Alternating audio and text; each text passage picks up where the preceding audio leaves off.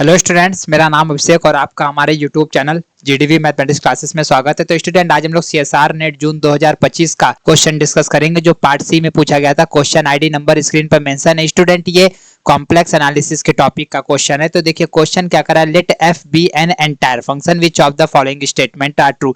Student, बस पूरे question में हमको ये दिया गया कि एफ स्टूडेंट आपका एंटायर फंक्शन है। इस एंटायर फंक्शन के लिए नीचे चारों ऑप्शन में से कौन कौन सा ऑप्शन आपका करेक्ट होगा, ये हमको चेक करके बताना है।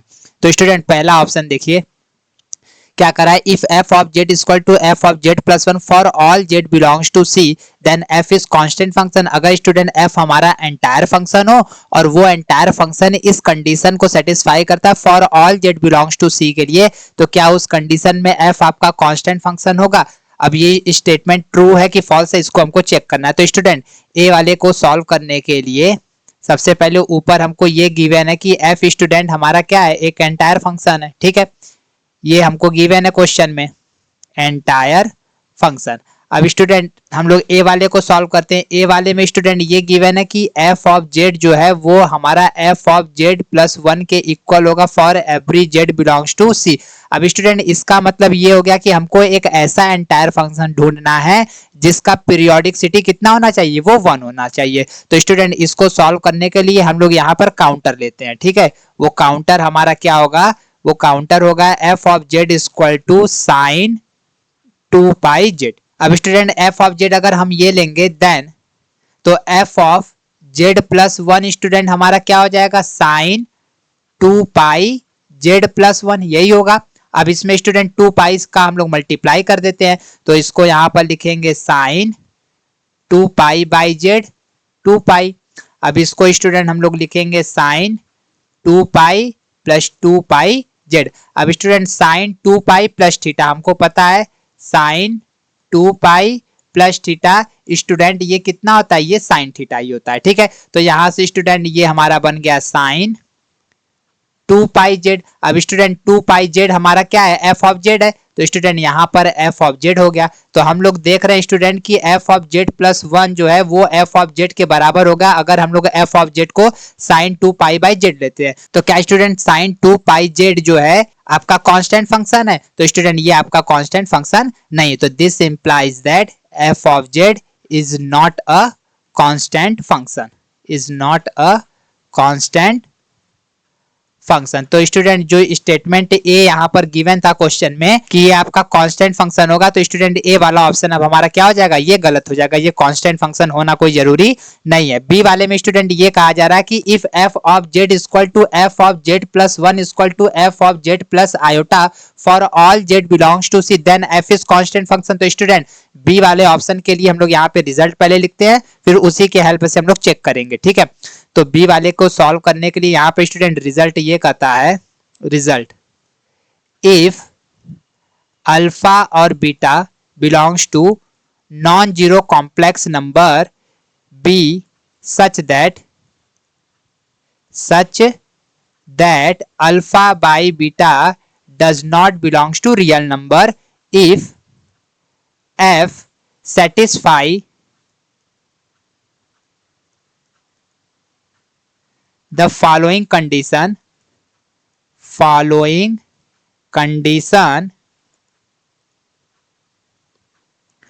f of z equal to f of z plus alpha and f of z equal to f of z plus beta for all z belongs to c, then f of z must be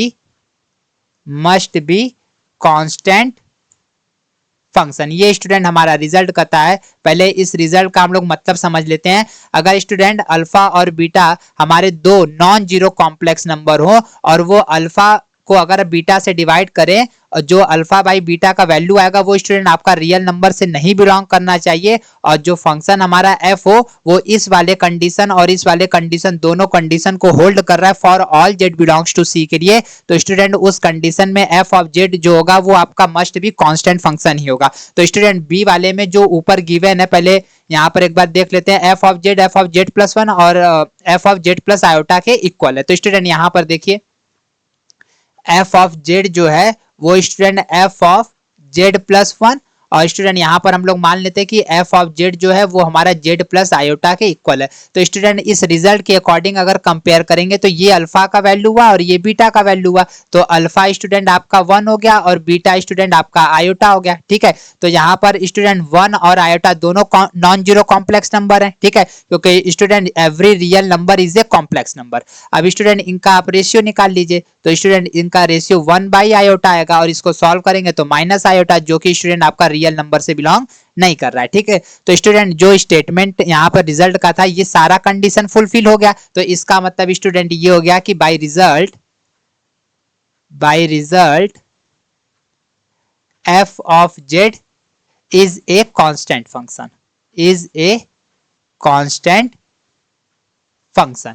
तो student result के help से हमको ये पता चल गया कि f of z जो होगा वो हमारा कांस्टेंट फंक्शन होगा। स्टूडेंट यहाँ पर देखिए, इसको आप इसमें कंफ्यूज मत हो जाइएगा, ये तीनों इक्वल है। ठीक है, आपस में। तो हमको ये पता है कि a equal to B equal to C होता है। तो स्टूडेंट हम लोग इसको ऐसे लिख सकते हैं, a इक्वल टू बी और यहाँ पे स्टूडेंट a इक्वल टू सी। ठीक है, तो यहाँ पे तीनों इक्वल थे और रिजल्ट में यहाँ पे दो पार्ट में इक्वल किया था। अगर इनको स्टूडेंट आप कंबाइंड करेंगे तो यहाँ पर स्टूडेंट हम नीचे लिख दे रहे हैं, ये आपको यही मिलेगा, F of Z equal to F of Z plus alpha equal to F of Z plus beta. ठीक है, जो ऊपर रिलेशन गया था वो यही रिलेशन है, बस यहाँ पर रिजल्ट में उसको ब्रेक करके हमने लिखा है। ठीक है, तो स्टूडेंट बी वाला ऑप्शन फिर हमारा क्या हो जाएगा, ये करेक्ट हो जाएगा। इन्होंने कहा कि then F is constant function, तो बी वाला ऑप्शन स्टूडेंट हमारा ट्रू हो जाएगा।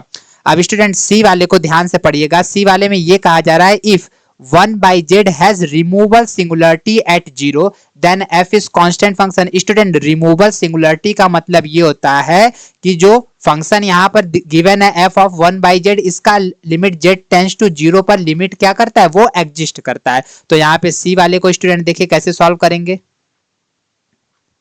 सी वाले में तो स्टूडेंट सी वाले ऑप्शन में क्या गिवन है, गिवन ये है कि function f of 1 by z has a removal singularity, यही गिवन है।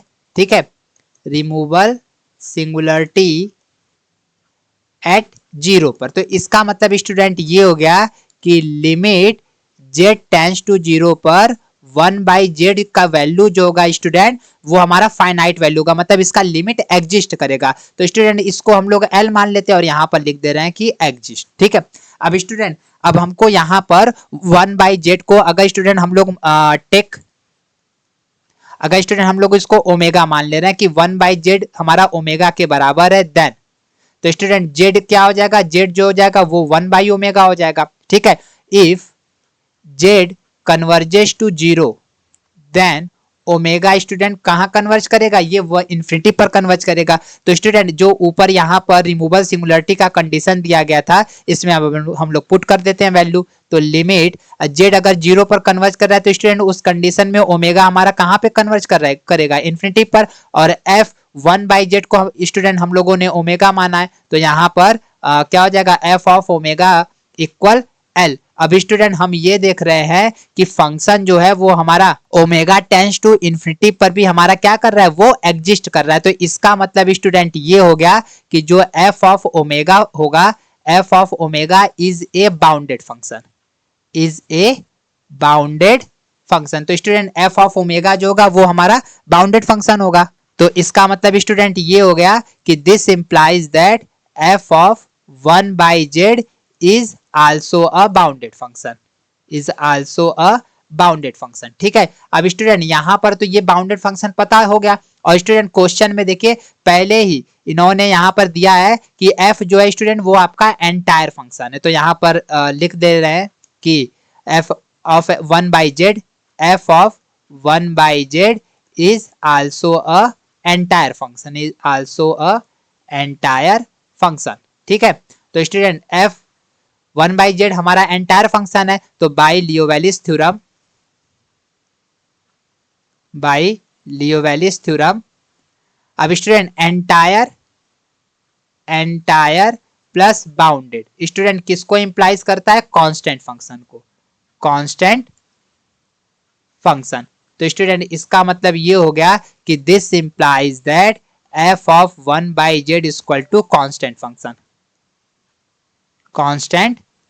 अगर स्टूडेंट एफ ऑफ 1/z हमारा कांस्टेंट फंक्शन है, तो this implies that F of Z भी फिर हमारा क्या होगा, ये कांस्टेंट फंक्शन ही होगा। ठीक है, तो स्टूडेंट यहाँ से जो सी वाला स्टेटमेंट दिया था ये बिल्कुल सही दिया हुआ है। ठीक है, कि जो अगर एफ ऑफ 1/z के पास रिमूवेबल सिंगुलरिटी होगा तो एफ हमारा कांस्टेंट फंक्शन होगा। सी वाला ऑप्शन स्टूडेंट सही है। अब स्टूडेंट डी वाले में ये कहा जा रहा है कि if F is non constant function then F of 1/z has the pole at 0। अगर स्टूडेंट हमारा एफ हमारा कोई नॉन कांस्टेंट फंक्शन हो गया तो क्या उस कंडीशन में एफ ऑफ 1/z के पास पोल होगा 0 पर।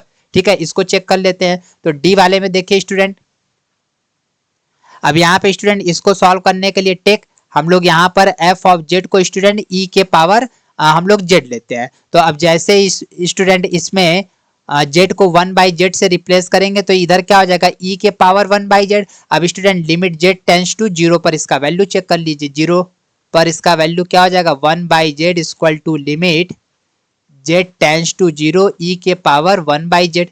ठीक है, अब जैसे स्टूडेंट हम यहाँ पे 0 पुट करेंगे तो ये हो जाएगा ई 1/0 और स्टूडेंट ई 1/0 हमारा इन्फिनिटिव, इसका मतलब इन्फिनिटिव होगा। अब स्टूडेंट यहाँ पर हम ये देख रहे हैं कि लिमिट z टेंस टू 0 पर f ऑफ 1/z का वैल्यू हमारा इन्फिनिटिव गया। ठीक है, लेकिन इसका स्टूडेंट डिनोमिनेटर तो कहीं 0 नहीं हुआ, तो इसका मतलब स्टूडेंट ये हो गया कि this implies that f of z has an essential